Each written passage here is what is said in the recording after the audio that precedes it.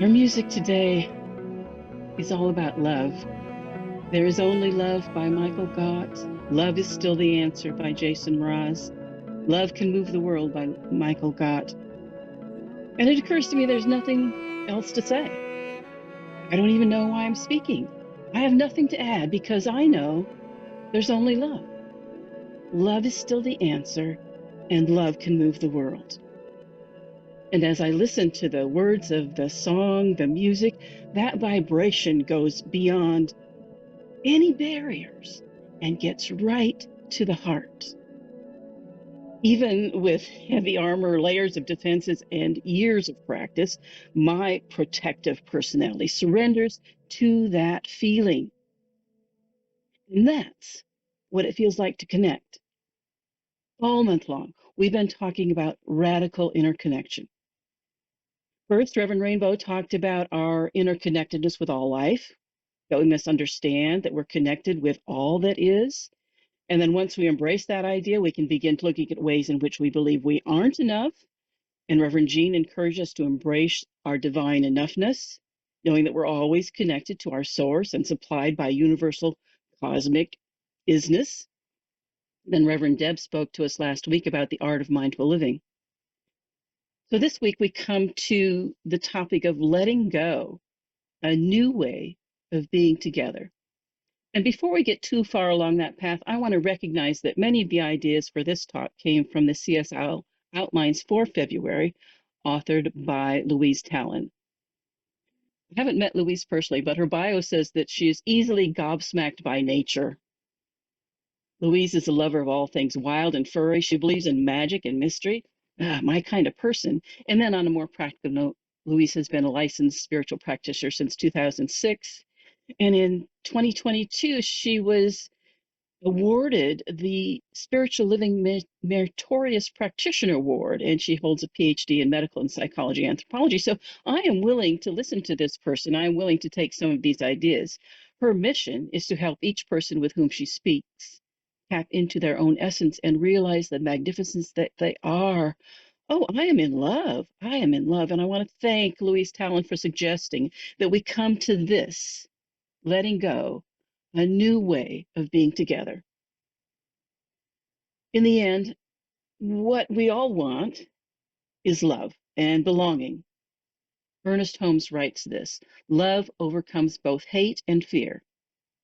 However, love does not overcome hate and fear through controversy, argument, or force, but by a subtle power of transformation, transmutation, and sublimation.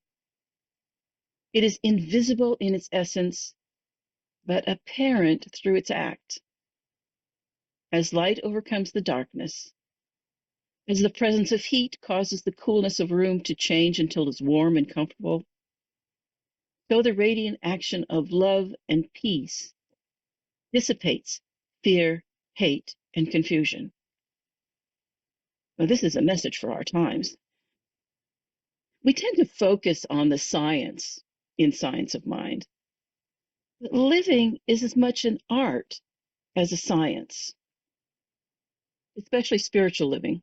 And are we not a center for spiritual living? Every moment we are practicing the art of living. We are creating, and we never create in a vacuum.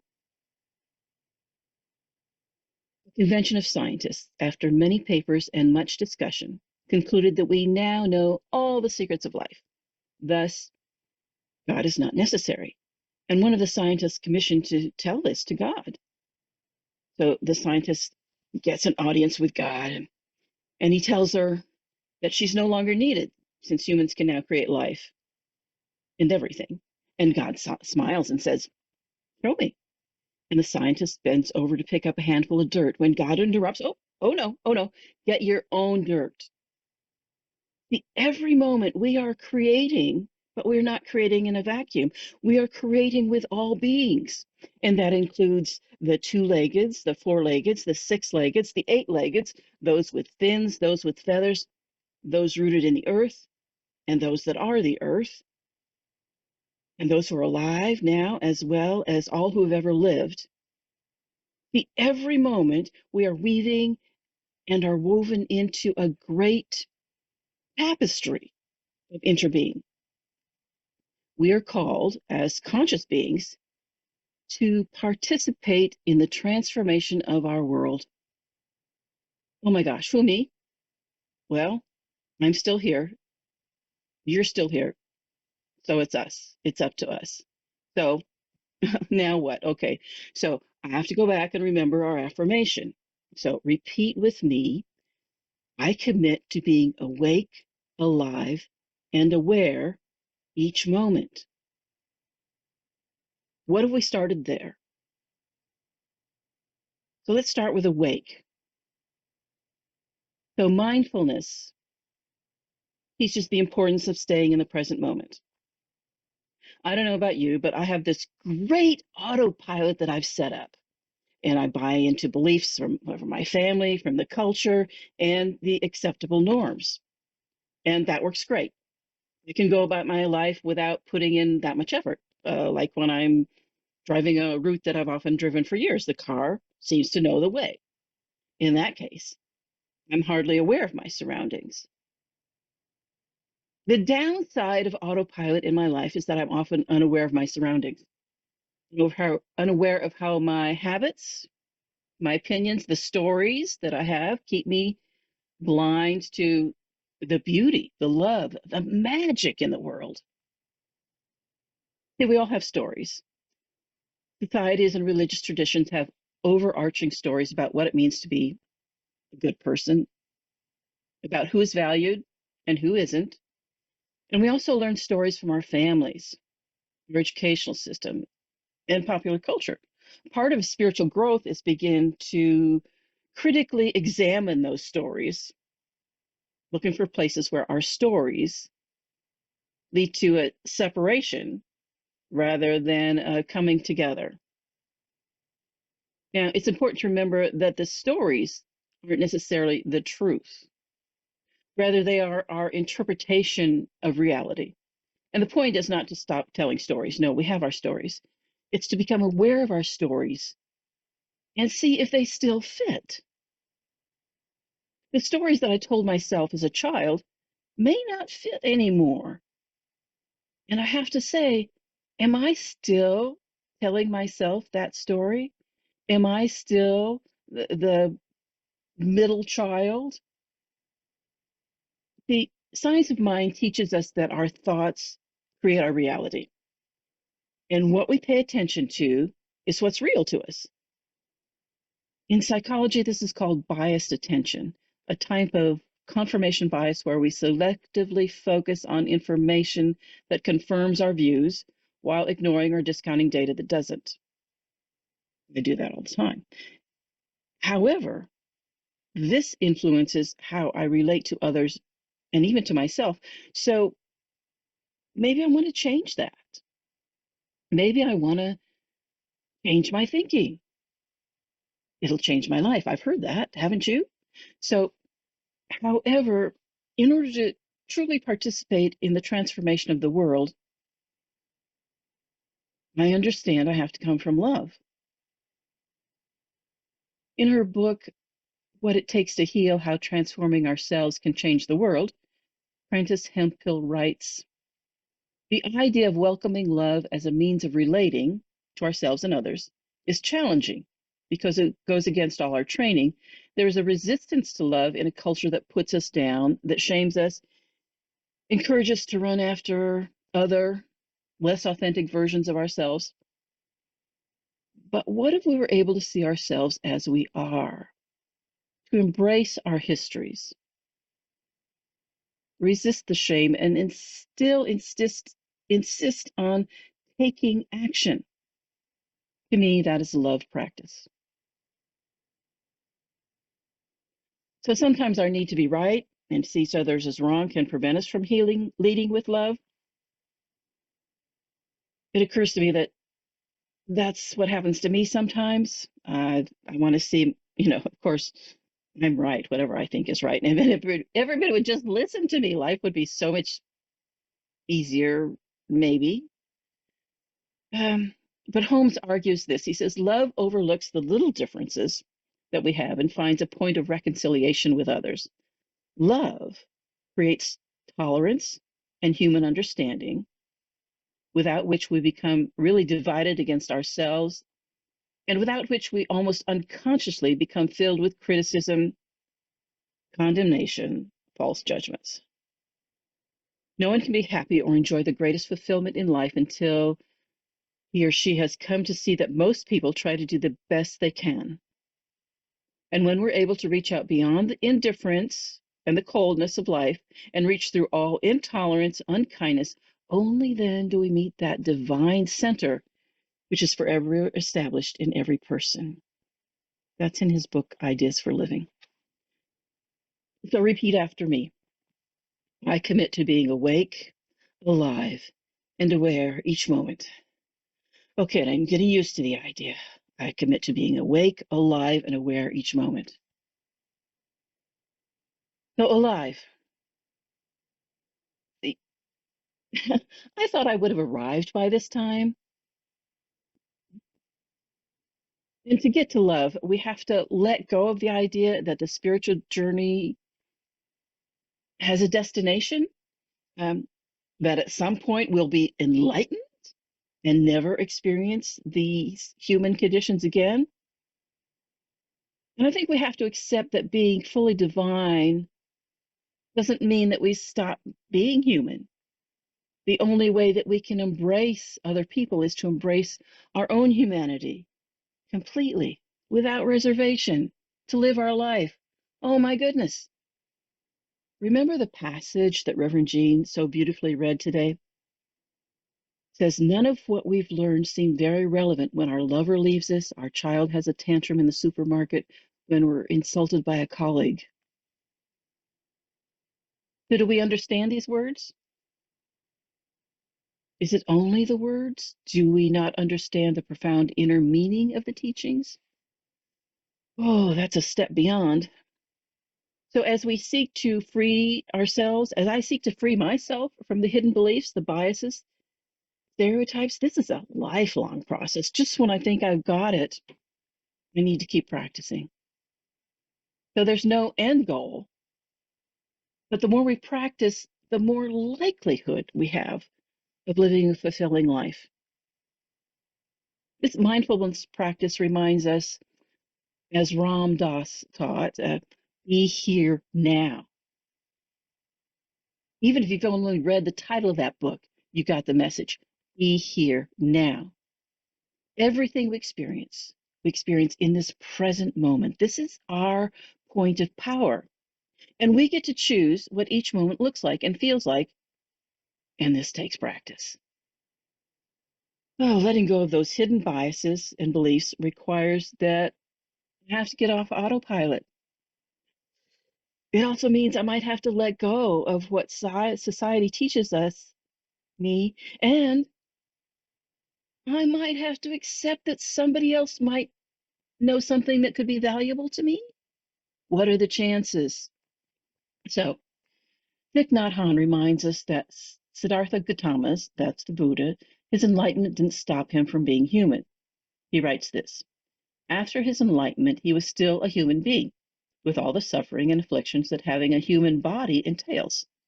He experienced feelings and emotions, pain, cold, hunger, and fatigue, just like all of us. And from his teachings, we know that he suffered. But the key point is he knew how to suffer. His awakening came from suffering. He knew how to make good use of his afflictions in order to experience awakening. That's from his book, The Art of Living. Okay, repeat with me. I commit to being awake, alive, and aware in each moment. Wow. So if I'm aware, this work, if it's deep enough, will cause me to rub against my own biases and beliefs. And that's what keeps me separate. How is it for you? So becoming aware of those biases and beliefs, that's how we begin the process of transforming them. And then in turn, transforming the world. So the first step is becoming aware of our stories. It's become mindful of how we objectify and stereotype others. To do this, I have to be willing to get quiet, pay attention to those first thoughts. First thoughts, those are the initial thoughts we have when we meet someone, when something happens to us, when we read an article, watch a TV show, etc. The first thought is generally kind of the most unfiltered thought, and it reflects our hidden beliefs and biases. And once we become aware of those thoughts, we can work to act against them rather than letting them run the show. This can be a really uncomfortable process, but as spiritual beings, we are called to practice. We don't have to get it perfect the first time, but we are called to continue practice. And if we want transformation, we must sit with what is uncomfortable. As Pima Schroeder writes, transformation occurs only when we remember breath by breath, year after year, to move toward our emotional distress without condemning or justifying our experience. Okay, I commit to being awake, alive, and aware each moment. So, understanding that we are interconnected, we inter-are with everything else on the planet, can be overwhelming. And it can also spark great love and a desire to create a world that works for all. So we can experience joy in the here and now and cherish ourselves for who we are while allowing others to be who they are. And we can give up, I can give up trying to force the world to be the way I want it to be. And this frees us to take part in creating transformation. Thich Nhat Hanh wrote about homo conscious, a new way of being in the world. And this is from his book, The Art of Living.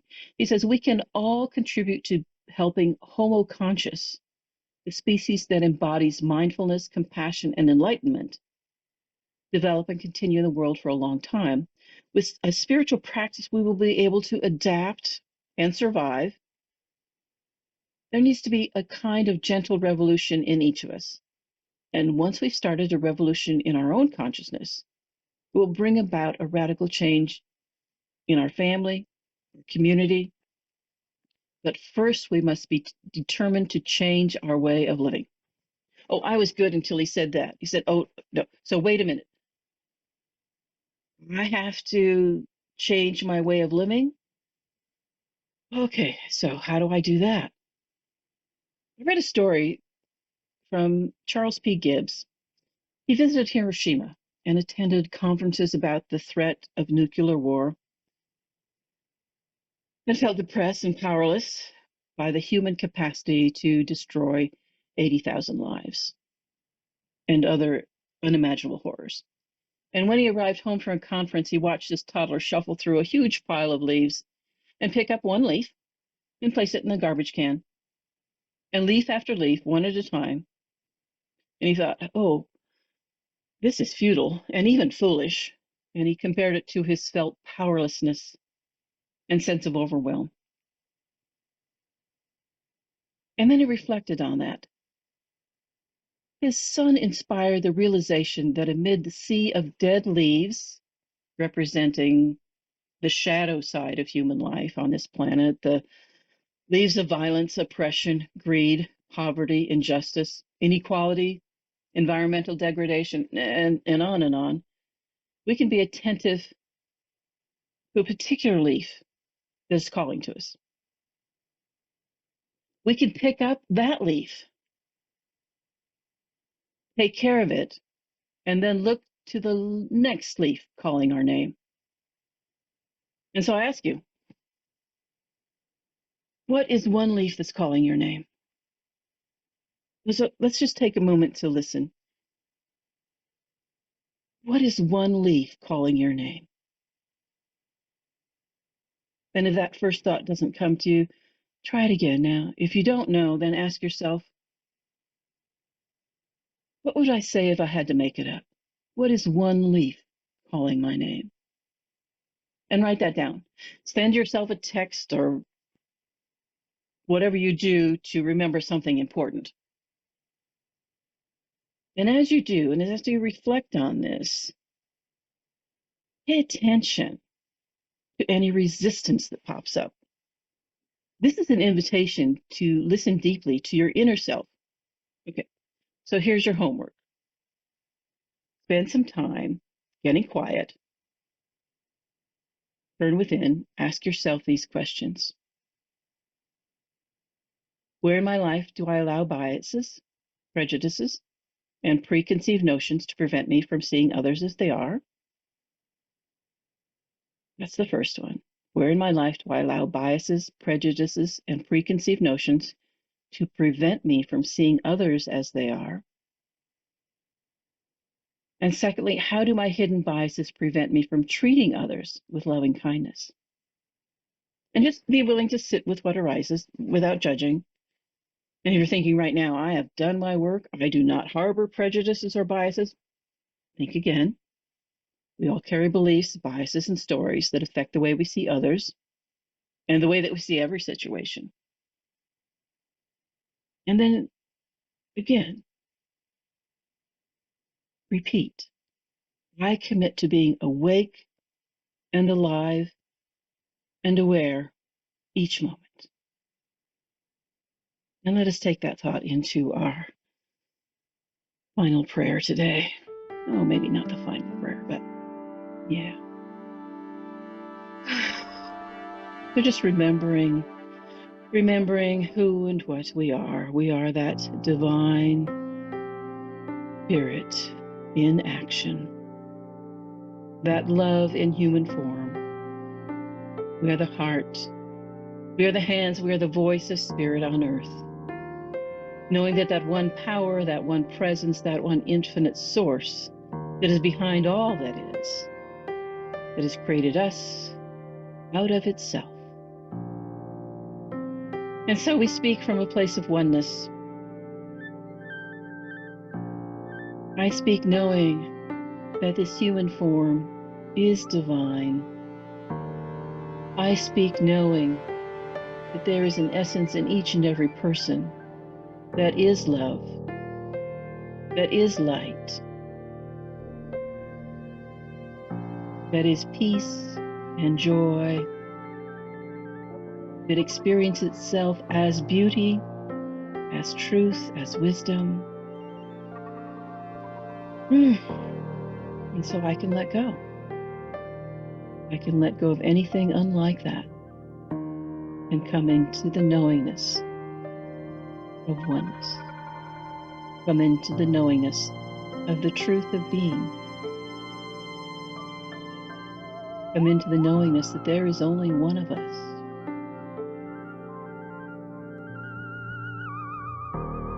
Each reflecting the other. And we are commanded to love the other as ourselves. And so with this, I simply let it be. I give thanks that this world is just as it is, that I have a place in it, and that I can make a difference. And I know what's true for me is true for each and every other person. That we make a difference. And so I commit to being awake, alive, aware.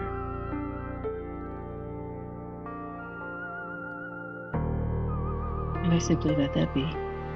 I know that as I release this word to the law, with such gratitude for the truth, the law does what it does best. It works it. It absolutely manifests perfect right way for each and every person to be exactly who they are. That divine spirit in action. And so I can let it be. I can just rest in the knowing that it is already happening everywhere, all of the time. And as I let it be, I invite you to join me as we affirm together, and so it is.